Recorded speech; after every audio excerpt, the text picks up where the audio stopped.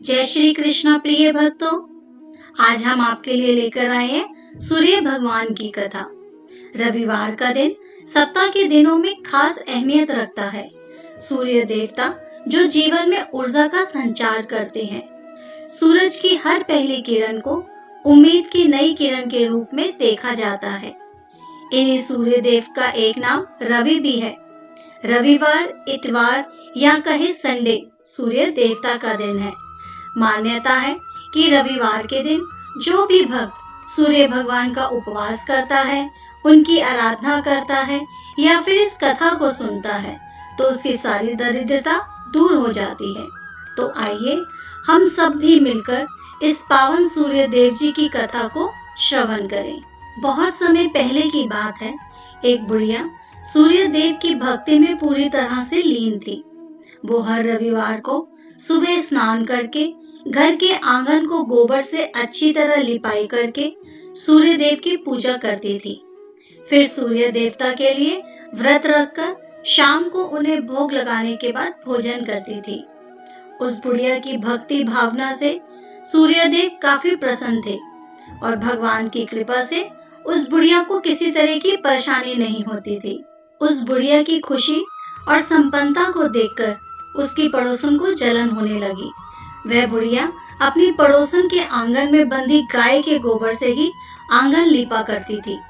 पड़ोसन ने जलन के मारे उस गाय को आंगन की जगह घर के अंदर बांधना शुरू कर दिया। अब अगले दिन रविवार को सुबह बुढ़िया को सूर्यदेव की पूजा करने के लिए गाय का गोबर नहीं मिला, जिस कारण वे सूर्यदेव भगवान की पूजा नहीं कर पाई और पूरे दिन खुद भी भूखी रही।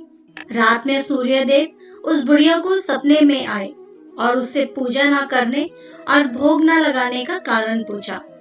जवाब में बुढ़िया ने कहा, घर के आंगन को लीपने के लिए गोबर नहीं था, इसलिए पूजा नहीं कर पाई। पूजा नहीं की तो भोग भी नहीं चढ़ाया। बुढ़िया की बातें सुनकर सूर्यदेव उससे कहते हैं, मैं तुम्हारी भक्ति से बहुत प्रसन्न हूँ, इसलिए मैं तुम्हें एक गाय दे रहा हूँ। वो तुम्हारे घर को धन से भर देगी। यह कहते ही सूर्यदेव उसके सपने से चले गए। अगली सुबह जब बुढ़िया की आंखें खुलती है तब वह देखती है कि उसके आंगन में एक सुंदर गाय और बछड़ा बंधा हुआ है। यह सब देखकर वह हैरान हो जाती है। उसे सपने की कोई बात याद नहीं थी। उसने सूर्यदेव की कृपा समझी और गाय को चारा देने लगी। बुढ़िया के आंगन में सुंदर गाय और बछड़े को देखकर पड़ोसन की जलन बढ़ गई। कुछ देर बाद जब बुढ़िया घर के अंदर जाती है तो गाय सोने का गोबर करती है। यह देखकर पड़ोसन चौंक जाती है और उस गोबर को उठाकर अपने घर ले आती है और अपने गाय के गोबर को उसके आंगन में रख देती है। यह सिलसिला कुछ दिन तक चलता रहा और वह पड़ोसन धनवान हो गई। इधर बुढ़िया को किसी बात की खबर नहीं थी, क्योंकि वह सूर्यदेव की भक्ति में ही खोई रहती थी। उधर सूर्यदेव को उस महिला की हरकतों पर काफी गुस्सा आता है। उनके गुस्से के कारण धूप काफी बढ़ जाती है, जिस कारण बुढ़िया गाय और उसके बछड़े को घर के अंदर बांध देती है। उसी रात आंधी चलने लगती है, इसलिए वह गाय और बछड़े को आंगन में नहीं निकालती। रात भर गाय घर के अंदर ही बंधी रही। सुबह जैसे ही बुढ़िया की नींद खुलती है तो वह सोने का गोबर देखकर हैरान हो जाती है। उस दिन के बाद से रोजाना वो गाय को घर के अंदर ही बांधने लगी। गाय के सोने के गोबर से बुढ़िया बहुत धनवान हो गई, जिसे देखकर पड़ोसन को और भी ज्यादा जलन होने लगी। पड़ोसन ने जलन के मारे सोने को गोबर देने वाली गाय के बारे में उस नगर के राजा को बता दिया। राजा को जैसे ही सोने का गोबर देने वाली गाय का पता चला तो उन्होंने तुरंत सैनिकों को भेजकर उसे महल लाने के लिए कहा। जब सैनिक बुढ़िया के घर पहुंचते हैं तब वे सूर्यदेव को भोग लगाकर खुद भोजन करने के लिए निवाला उठाने ही वाली थी कि तभी सैनिक गाय और बछड़े की रस्सी खोलकर उन्हें अपने साथ ले जाते हैं। बुढ़िया उनसे गाय और बछड़े को ना लेकर जाने की प्रार्थना करती है, लेकिन राजा के सैनिक बुढ़िया की एक बात नहीं सुनते। कुछ ही देर में सैनिक गाय को राजा के पास ले जाते हैं।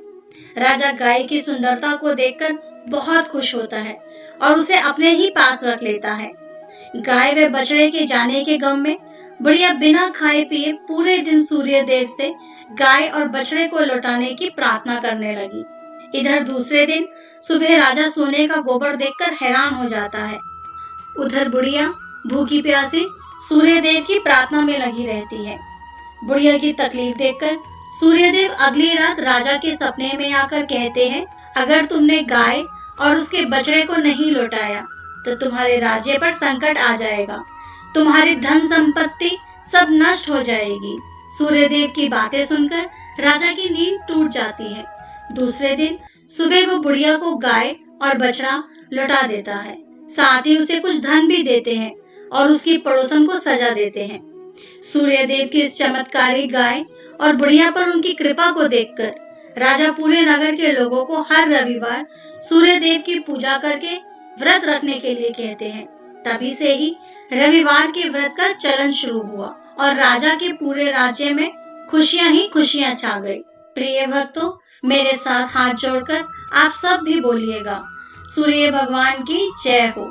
प्रभु जैसा आपने उस बुढ़िया को दिया वैसा हमें भी देना। प्रिय भक्तों, दूसरों के प्रति द्वेष भाव रखने से खुद की ही हानि होती है। जीवन में जितना हो सके सामने वालों की मदद करनी चाहिए। और इसी के साथ ही आज की कथा समाप्त होती है। बोलो सूर्य देव भगवान की जय हो। जय जय श्री कृष्णा।